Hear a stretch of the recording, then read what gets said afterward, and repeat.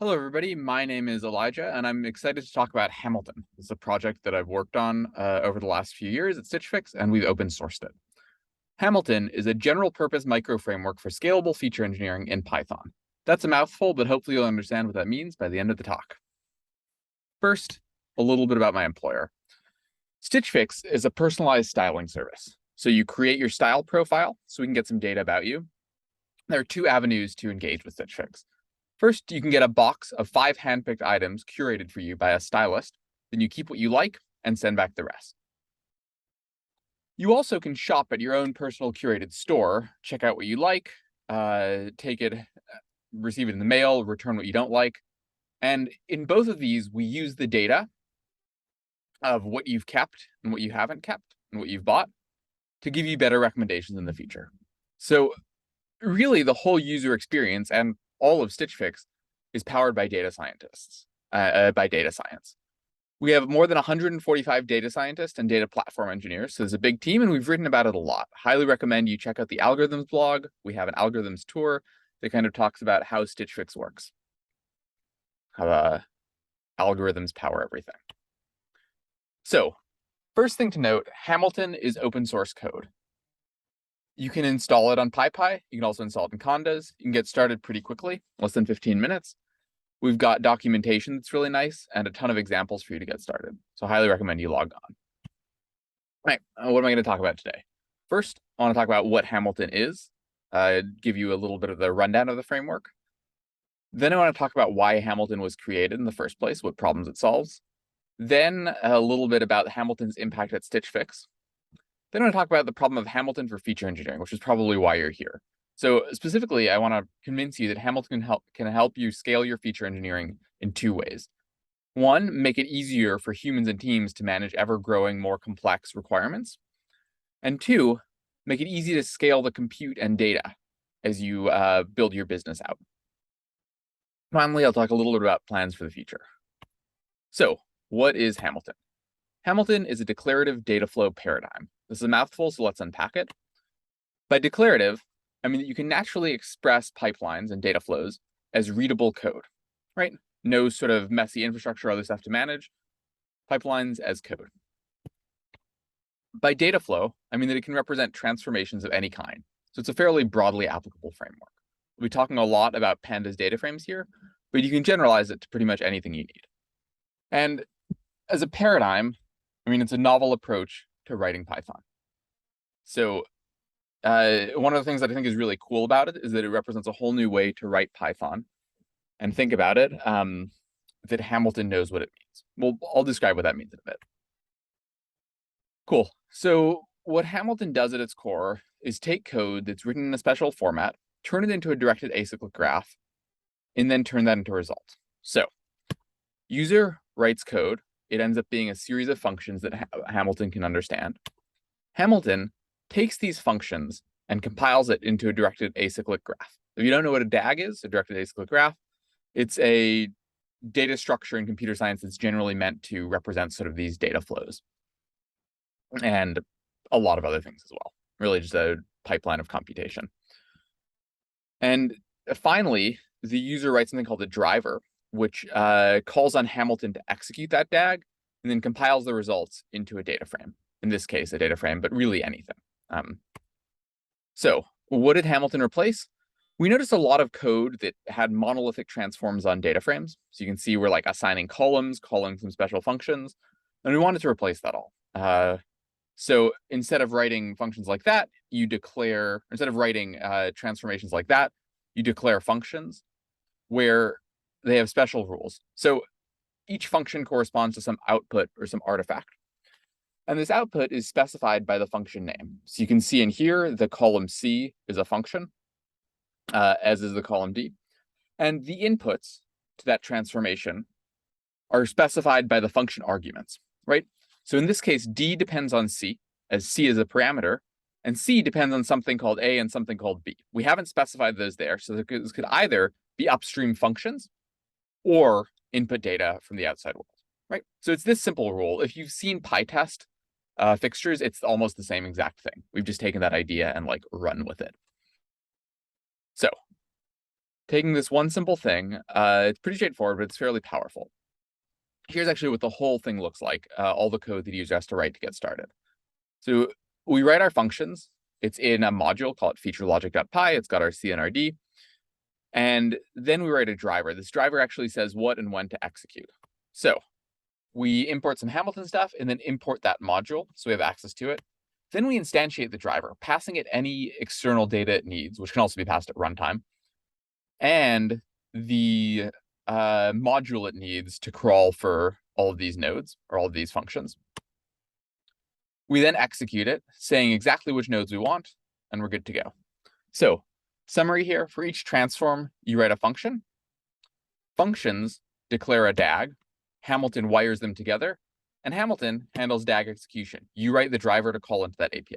So it's this simple 3-step process that powers all of Hamilton. All right, so a cool idea, right? Kind of nifty way to use Python. But why was it created? Well, we created it for the problem of time series forecasting. So here's what an ML pipeline for time series forecasting might look like and what it looked like at StitchFix.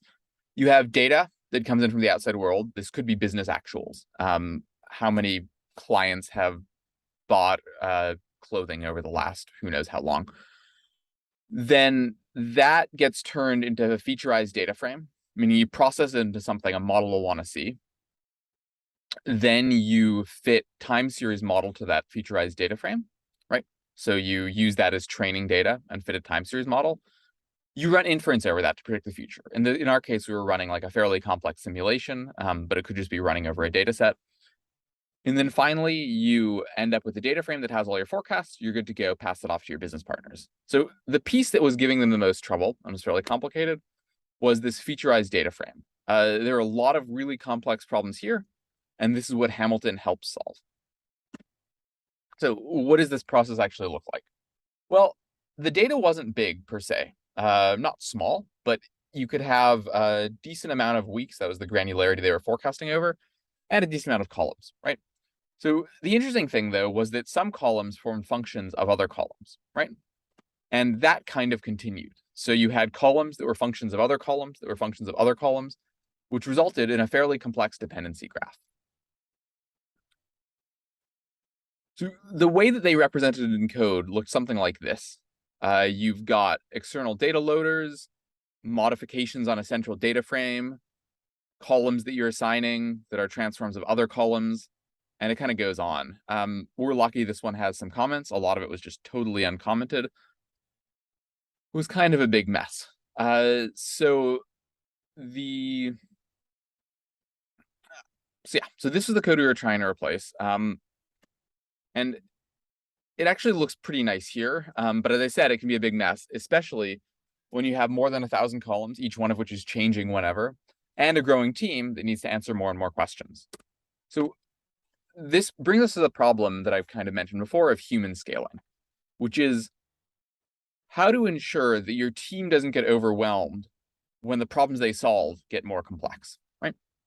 And the problem with this type of code, there are a few of them. So one of them is that testing and unit testing is difficult.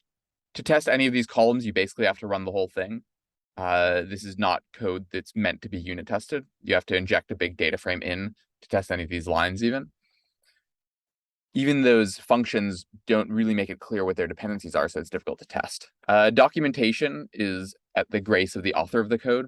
So comments there are about the sole documentation you can get and the code itself. Code reviews are tricky for all of the reasons above. If you're dealing with a complex code base, it's going to be hard to review. Onboarding is tough because code reviews are tough and documentation isn't present. And debugging can be incredibly difficult. If you want to debug one of these columns and figure out what went wrong, you're going to have to run the whole pipeline, which can be really tough. You could have really expensive data loaders. It's way more than you need to just test that 5th line there. So we wanted to solve all these problems, and we did at StitchFix. And we did actually a fairly sizable migration. We worked closely with the team, got their code migrated, and it had a fairly big impact on their workflow. So looking back a few years, the initial use case has been running in production for 2.5 years. Same code base. The code has evolved over time significantly, but the framework stayed the same. It manages 4,000 plus feature definitions. So it's nearly 4x in the time. There were about 1,000 when we started. So it's nearly 4x in the time that we've been running this. All the feature definitions are unit testable because they're simple functions, documentation friendly, centrally curated, stored, and versioned in Git. So you can really see how it's changed over time easily. And the data science team loves it. Anecdotally, it enabled a monthly task they have to be completed 4 times faster. This is the task of model fitting that they have to do on the regular. And there are a lot of manual pieces there. It's easy for them to onboard new team members. The code documents itself, and it's fairly intuitive to read and simple to get started. And code reviews are simpler, right? You're just looking at changes and additions of functions. Here's some eye candy. On the left is the GitHub commit graph. There are more committers than this. You can see that I'm still the top committer in terms of commits when we did the initial migration. But data scientists have taken this over, and there's a nice, healthy engagement. Jason there has almost 250,000 lines he's added and removed. So kudos to him. On the right is not the survivorship bias meme, although it looks like it. It's an artistic rendering of their DAG that actually helps them figure out how their code works, right? So that's how we use it at StitchFix. I want to talk about a problem that you guys now are probably pretty interested in, which is how to apply Hamilton for feature engineering. All right, so let's talk about Hamilton and feature engineering. And let's do first an overview of sort of the machine learning featureization process, right? So you got 3 steps here: featureization, which is loading the data and transforming it into features; fitting the models, so that's model training; and then using the model, that's model inference. A nice simplified view of the machine learning process. All right, we can model this all in Hamilton if you want to. The initial use case does a few different pieces of this in Hamilton separately, but other use cases we've seen at Stitch Fix have actually modeled all of this in Hamilton. But we're just going to focus on featureization because that's the most complicated, the most interesting, and kind of the most relatable. Hamilton works for any object type, but we're going to be assuming pandas data frames for simplicity. So you can use Hamilton with an Airflow, Dagster, Prefect, Flight, Metaflow, Kubeflow, etc. It's just a Python library, pretty lightweight and pretty simple. Dive into featureization. Cool. So to model it in Hamilton, you've got we're going to have 2 files here. One is our features. This is our data loading and feature code. And the other is our driver. I'm calling it run.py, but it's, remember, the piece that takes the code, transforms it into a directed acyclic graph using the Hamilton API, and then executes it and turns it into a result, which is your feature data frame. So load the code, run it via the driver, and execute it. Yeah, so run it via the driver and compile it to a feature data frame. Easy enough. So what's the code that needs to be written? You got the functions to load data. You need to normalize and create a common index to join them on because they're all features over the same index. You need to write your transform and feature functions, optionally model functions, if you want to get fancy there. You need to write a driver to materialize the data. And the cool thing about this is it allows you to walk the DAG only for what's needed. So write our functions to load data, write our transform to create features, and then materialize the data, walking it only for the pieces that you need. So you can generate just the features you need. So I proposed a fairly nice solution for this in Hamilton, but I didn't explain why we needed Hamilton in the first place. Why is this hard? Why can't you just sit down and write some feature engineering code? The answer is scaling, and this is what Hamilton helps with. So as I mentioned, we have 2 types of scaling, and we dug into the first part a bit. Let's go over that again.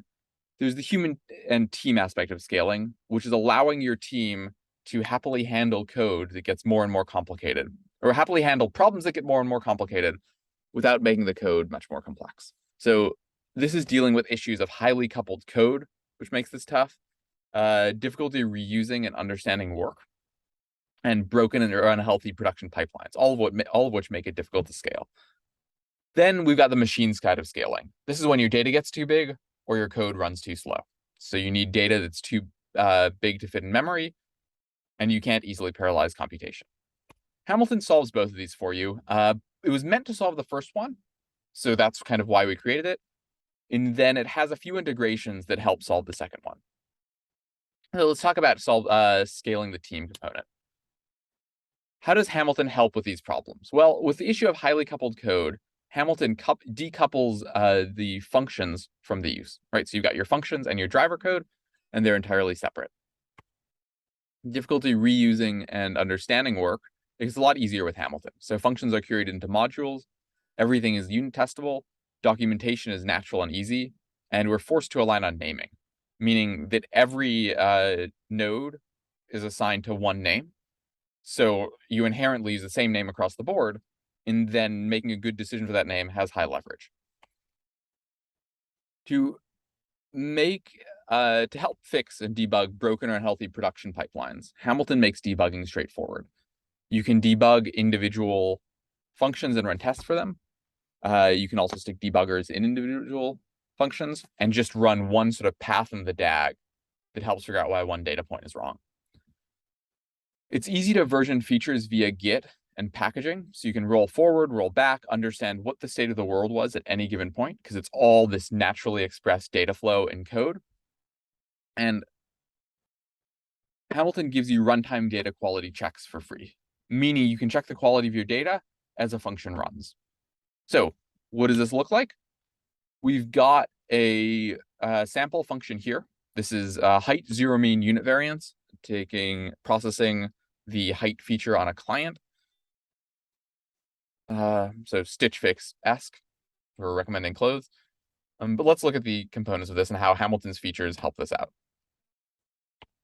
Cool. So unit testing is always possible, and I think that's pretty obvious. This is just a function. The fact that everything's in functions means you can test this. Documentation, this is included as part of the framework. We have sort of three avenues here. Tags attach metadata to it. In this case, we're saying that data science owns it and that it does not include personal identifying information or GDPR. Visualization is easy by crawling through the DAG and producing that sort of a visualization like we saw earlier. And the function doc is natural documentation. Modularity and reuse, this is all curated into modules, and we have a driver to enable reuse of the code. This forms a central feature definition store, right? So you got naming, feature curation, and feature versioning all in the same place. And this gives you data quality for free. In this case, we're checking the output to make sure that the data type of that series is a float. The range is between -5 and 5, and there are no nans allowed, right? And we have a few more, actually a decent amount more of these check output type decorators that we encourage you to explore. So what are the implications for the code base? Well, as we said, the functions are always in modules, and the driver script is fully decoupled from these functions. So we've got a set of modules here, and then you can write multiple drivers on it. And the cool thing about this is you get code reuse from day one. It's low maintenance to support a bunch of different driver scripts, right? If you want to run it in different settings, run it with different configurations, whatnot, you don't actually have to change the code. You can just change the driver. So talked about scaling the human and team component. Let's talk about scaling the compute and the data. As I said, Hamilton delegates to a bunch of different frameworks. We realized that the problem of scaling your team to handle the complexity of the code base was really tough and had not been solved particularly well, so we created Hamilton.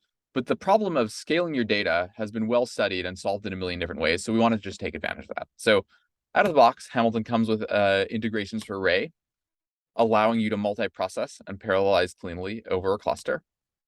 Dask, allowing you to do the same thing, right? So to make your pipeline or data flow run faster. And pandas on Spark, allowing you to scale your data up using the pandas Spark API. So switching is actually fairly easy, and this is one of the things we're really excited about. Switching only requires you changing the driver.py code, except for pandas and Spark, which needs a little more change. We'll talk about that in a bit. Cool. So what does this look like? This is a driver-only change, meaning that we have a driver here, right? We instantiate the driver, pass it in some modules, tell it the features we want, and execute it. Simple enough. What does this look like on Ray? Well, we're adding just a few lines here in orange. So we import our Hamilton Ray integration. Then we create something, initialize Ray. Then we create something called a Ray graph adapter. which is our way of modifying the Hamilton DAG to run Ray, pass that into the driver, execute it, and we're good to go, right? So simple enough to add Ray. Dask, almost exactly the same. This time we're creating a Dask graph adapter, passing it in, cleaning up our resources at the end. Spark is fairly simple as well, right? The only difference here, besides the configuration of Spark, which is a little confusing sometimes, is that we're passing in a new set of data loaders. So instead of setting our standard data loaders and passing them, we're passing in Spark data loaders, which load it into a pandas on Spark data frame using their sort of loading functions and creating their like the pandas on Spark custom data frame. But again, it's not that much change. It's just changing your few data loaders. So how does this work? Well, we've got our functions. Remember, each one represents a node in the DAG. We then take our driver with the graph adapters in it, execute a DAG, as we said, allowing us this time to run things in parallel by delegating to Ray or Dask's remote and delayed function. So really simple. All we're doing is remoting or delaying it, allowing it to run externally and run in parallel. You can integrate with other ways of running Dask as well if you want, but this is kind of how we did it for Ray and Dask. And how does this work with Spark? The only other thing you have to do, other than change the driver, as I said, is change these data loaders to load Spark pandas equivalent objects. Spark will take care of the rest, and we delegate to Spark, right? So fairly simple. A few caveats. Serialization, Hamilton defaults to the serialization methodology of these frameworks. With sort of core Hamilton, you don't have to worry about serialization between tasks. It's all running on the same computer and shared memory. With these frameworks, you have to worry about serialization somewhat. So if you have an object that's not compatible, you'll have to do a little work. Memory, your default should work, but fine-tuning your memory on a function basis is not exposed. Python dependencies, you need to manage them, same as the standard Hamilton framework. And we're looking to graduate these APIs past an experimental status. So we're really excited about this. And we're looking for contributions here to extend support in Hamilton. Cool. So where are we going next with Hamilton? Well, some pretty exciting places. These are a few of the things I've thought of recently. But we've got a whole community helping us decide. So thinking about asynchronous support for an online context, specifically async IO. So if you want to write a Hamilton DAG that answers a web request, and one of the steps is fetching from a database, we're thinking about how you could build out a async compatible Hamilton driver. We are thinking about making improvements to our configurability around runtime data checks. So we have a few really good runtime data checks, but we want to make it so you can add more, so you can change the parameters easily, and make that sort of a more holistic system for managing runtime data quality. We're thinking about integrations with external data sources, so adapters from Snowflake, for example. We also think about integrations with more open source compute frameworks. Modin and Ibis are both ways of representing data frames and data frame transformations. So ideally that could power Hamilton, replace pandas to some extent, or augment pandas. Then we've got Flight, Metaflow, Dagster, and Prefect. These are all data flow orchestration systems. So you might be wondering, okay, why would I use Hamilton over one of these? I think you want to use both, right? Flight, Metaflow, Dagster, Prefect, they all really care about sort of the resources you're running with, how the orchestration works, the sort of environments. Hamilton cares about exactly how you want to express your data flow. So I think there's a nice combination there, and we're kind of working with it. We actually have an integration with Metaflow that we blogged about, so highly recommend you look that up.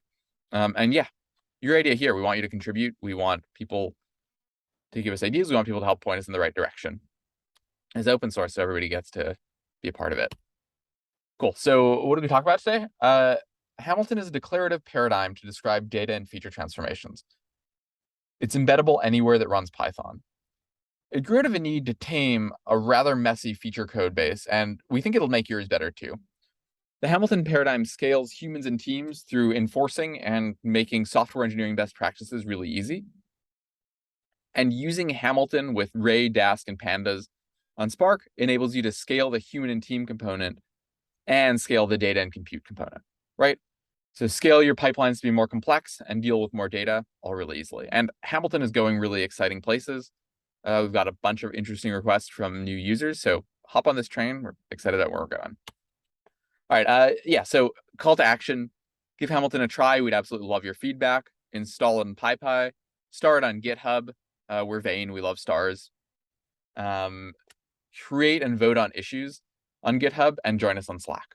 We're really excited about having people as part of a community and understanding people's use cases. So thank you so much. I really appreciate your time. If you have any questions, feel free to reach out to me. You can yell at me online on Twitter, connect on LinkedIn, log on to our GitHub, and email me if you want. Thank you so much, and have a wonderful day.